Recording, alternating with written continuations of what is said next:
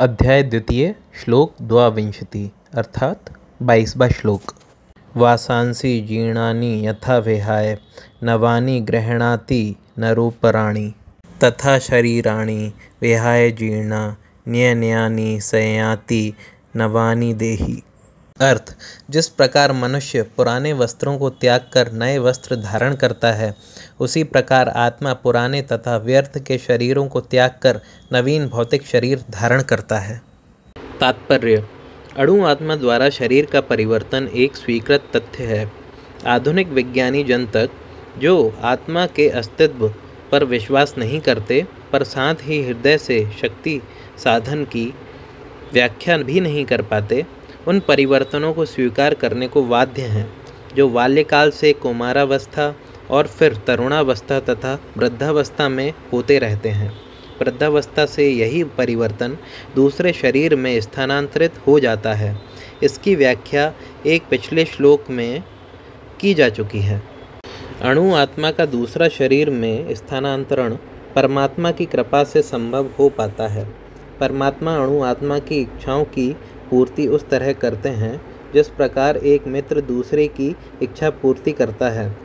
मुंडक तथा श्वेताश्वतर उपनिषद में आत्मा तथा परमात्मा की उपमा दो मित्र पक्षियों से दी गई है जो एक वृक्ष पर बैठे हैं।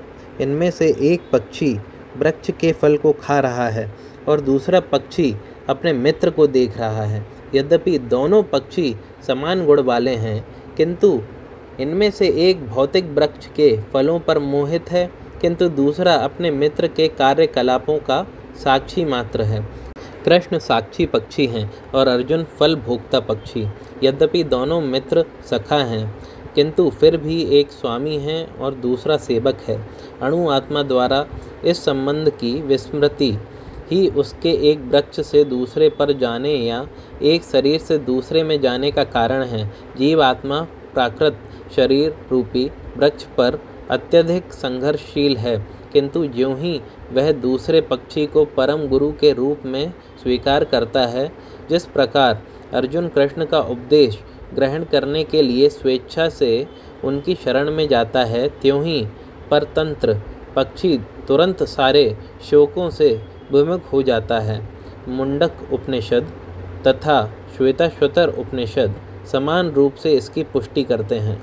समाने वृक्षे पुरुषो निम्नो अनिशया सोचति मुह्यमानः जुष्टं यदा पश्यत्यन्यमीशमस्य महिमानमिति भीतशोकः।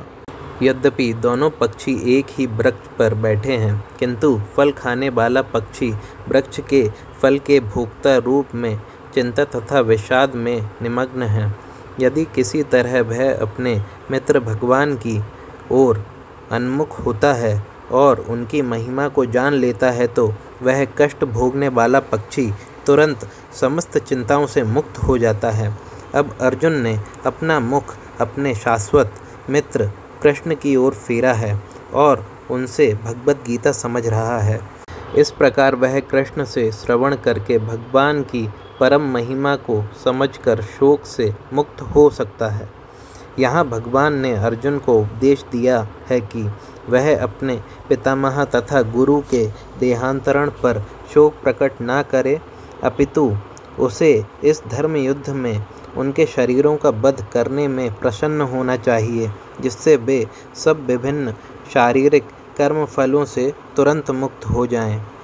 बलिवेदी पर या धर्म युद्ध में प्राणों को अर्पित करने वाला व्यक्ति तुरंत शारीरिक पापों से मुक्त हो जाता है और उच्च लोक को प्राप्त होता है। अतः अर्जुन का शोक करना युक्ति संगत नहीं है। अध्याय द्वितीय श्लोक त्रयोविंशति अर्थात 23वां श्लोक। नैनं छिन्दन्ति शस्त्राणि नैनं दहति पावकः न चैनं क्लेदयन्त्यापो न शोषयति मारुतः। अर्थ, यह आत्मा ना तो कभी किसी शस्त्र द्वारा खंड खंड किया जा सकता है, न अग्नि द्वारा जलाया जा सकता है, न जल द्वारा भिगोया या वायु द्वारा सुखाया जा सकता है। तात्पर्य: सारे हथियार, तलवार, आग्नेयास्त्र, वर्षा के अस्त्र, चक्रवात आदि आत्मा को मारने में असमर्थ हैं। ऐसा प्रतीत होता है कि आधुनिक आग्नेयास्त्रों के अतिरिक्त मिट्टी, जल, वायु, आकाश आदि के भी अनेक प्रकार के हथियार होते थे। यहाँ तक कि आधुनिक युग के नाभिकीय हथियारों की गणना भी आग्नेयास्त्रों में ही की जाती है। किंतु पूर्व काल में विभिन्न पार्थिव तत्वों से बने हुए हथियार होते थे। आग्नेयास्त्रों का सामना जल के वरुण हथियारों से किया जाता था, जो आधुनिक विज्ञान के लिए अज्ञात है। आधुनिक विज्ञान को चक्रवात हथियारों का भी पता नहीं है। जो भी हो, आत्मा को ना तो कभी खंड खंड किया जा सकता है, ना किन्हीं वैज्ञानिक हथियारों से उसका संहार किया जा सकता है, चाहे उनकी संख्या कितनी भी क्यों ना हो। मायावादी इसकी व्याख्या नहीं कर सकते कि जीव किस प्रकार अपने अज्ञान के कारण उत्पन्न हुआ और तत्पश्चात माया की शक्ति से आवृत हो गया। न ही आदि परमात्मा से जीवों को विलग कर पाना संभव था। प्रयुक्त सारे जीव परमात्मा से विलग हुए अंश हैं। चूँकि वे सनातन अणु आत्मा हैं, अतः माया द्वारा आवृत होने की उनकी प्रवृत्ति स्वाभाविक है और इस तरह वे भगवान की संगति से पृथक हो जाता है।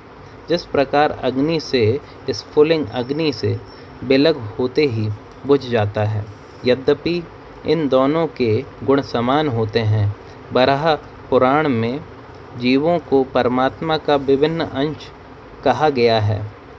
भगवद गीता के अनुसार भी वे शाश्वत रूप से ऐसे ही हैं। अतः मोह से मुक्त होकर भी जीव पृथक अस्तित्व रखता है, जैसा कि कृष्ण द्वारा अर्जुन को दिए गए उपदेशों से स्पष्ट है। अर्जुन कृष्ण के उपदेश के कारण मुक्त तो हो गया, किंतु कभी भी कृष्ण से एकाकार नहीं हुआ।